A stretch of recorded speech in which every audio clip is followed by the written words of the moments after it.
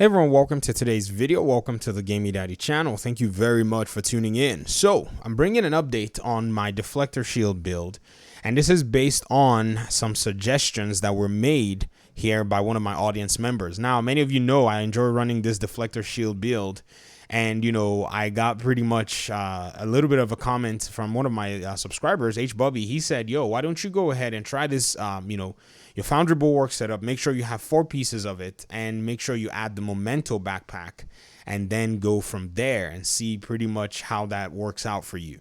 So I went ahead and I did it, and I put the open world on heroic. And for those of you who know, I've said it before that heroic feels a little tedious when it comes to the open world because there are so many enemies for every single activity. And so I made a few changes and I went ahead and did that. I used it on heroic open world and it was actually pretty cool. I noticed that, the survivability, just as he had recommended, was actually really high. And let me show you what the setup looks like. And credit to HBubby for basically, suggesting that I make this updates to this particular build. So 4th piece Foundry Bulwark, chest piece because of the improved materials. And this one says it increases your makeshift repairs from 20% to 30%. Makeshift repairs is the 4th bonus of Foundry Bulwark. So whenever your shield takes damage, and it says 20% of that amount is repaired to both over 15 seconds. So 20% of that damage repairs your armor and repairs you as well. That's what it means, right? Yep, that's pretty much what it is. Yeah, whenever you or your shield takes damage, I guess that's how I should have read it. And so I used it, and I didn't use the Richter and Kaiser. I think I went ahead and used a Wyvern holster because I was trying to gain a little bit more skill damage out of this. Because for those of you who are, into the shield builds, you know that you're getting shield damage from skill damage from your deflector shield. So that's another really cool thing. And also with the with your shields, the defensive mods or the defensive whatever it is core attribute counts for skill tiers as well. So you notice I have 4 of the defensive core attributes, and I have 2 of the utility, and it still counts for 6 skill tiers. The reason again too that anybody would want to leverage a Memento is because this then gives you kind of that extra oomph when it comes to your weapon damage, and it gives you a little bit of armor, and you can then pretty much leverage those buffs. And if you notice, the Memento is kind of like the highlight of many builds that you added to. In a sense, it really comes in to add a little bit of something. You add an extra 5% weapon damage depending on the stacks you have, bonus armor, and then also bonus skill efficiency. That's actually really cool. So that shield then begins to do some really serious work, and enemy NPCs are just pretty much terrorized by you in the way that you pretty much start taking them out. Now, one thing I will say is the sidearm use for me was a little challenging because I tried another sidearm. I tried my one of my favorite sidearms anyways, the X45, and it didn't really feel satisfactory to me. I don't know why. Maybe I kind of need to get better at using it because it does have a high rate of fire. So I did try to use it, but I ended up not liking it. So what I did was, in order to keep Spike, I went ahead to use the variant, the weapon that actually the Liberty is based off of is the D50. They are pretty much the same weapon, except the Liberty has its exotic talent. So I went ahead and did that and used the D50, one that I rolled Spike on, and that was the one that pretty much carried me through this particular control point.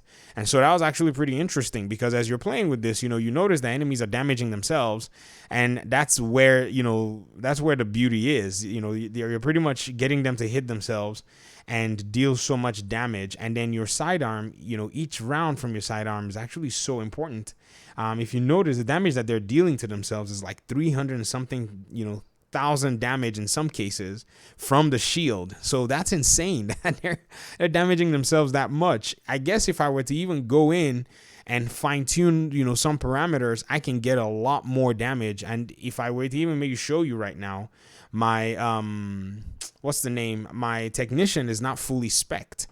So once I fully spec my technician, I can guarantee you that it's going to be a huge improvement just by itself, and just getting those stats to start to work properly. And then, as one of the really interesting things that I would say I haven't necessarily tested with this build, I would say it's fighting rogue agents. If you notice at the end of this footage, I eventually got rogue agents. I mean, as I finished a control point, they spawned. You know how it is. You finish a control point and it's like, oh, rogue agents, blah, blah, blah. And I was like, we ain't doing that, man. If you notice, look at them all the way in the corner there, running my way. So I went to a little corner. I went to hide. And then I went, I switched to the Bulwark Shield, because the Bulwark Shield is pretty much how I'm able to guaranteed slap every single rogue agent that comes my way. And, it's so satisfying and fun to see them just perplexed and continually shooting you, and, nothing happens. And so I pretty much, just took my time, chunked them out little by little, and eventually was able to take out both of them. And that was actually really cool. In fact, I mean, I do it all the time when I do my control point runs, but, it was really nice to be able to have a build that can still swap back and forth with whichever build you want to use. And, again, like I said, I hadn't finished my technician specialization. So if you notice at the end of that control point, I got my I got about 3 or so technician points. And I think I played one more mission just now in a match-made group. That's why I have 4. So I'm going to go ahead and spec, liquid cooling. And it says basically this is a mod to increase your skill recovery rate. So of everything that I have here, the only thing I don't have max spec for what I usually like using this particular build for are my weapons, and I think even my group ammo acquisition and my signature weapon. So these are things I need to get done on this particular character. Now, for those of you who may be thinking, this is my character number 3. I've done this process multiple times. If you want to calculate the 2 characters that I have on PC and then the one that I have here, I think I've I've paid my fair share of upgrading specializations. But that was kind of the really cool thing about it, and I wanted to go ahead and show it to you guys. Those of you who are using deflector shields, please let me know what combinations you're running. And shout out to HBobby again for actually suggesting this combination. I'm gonna keep improving and working on it. I really want it to slap much harder, and so you guys are definitely going to be hearing from me once I'm able to get more of an improvement from it. So that's pretty much the end of my video. I want to hear your thoughts in the comment section. Talk to you guys soon in another video. Peace out.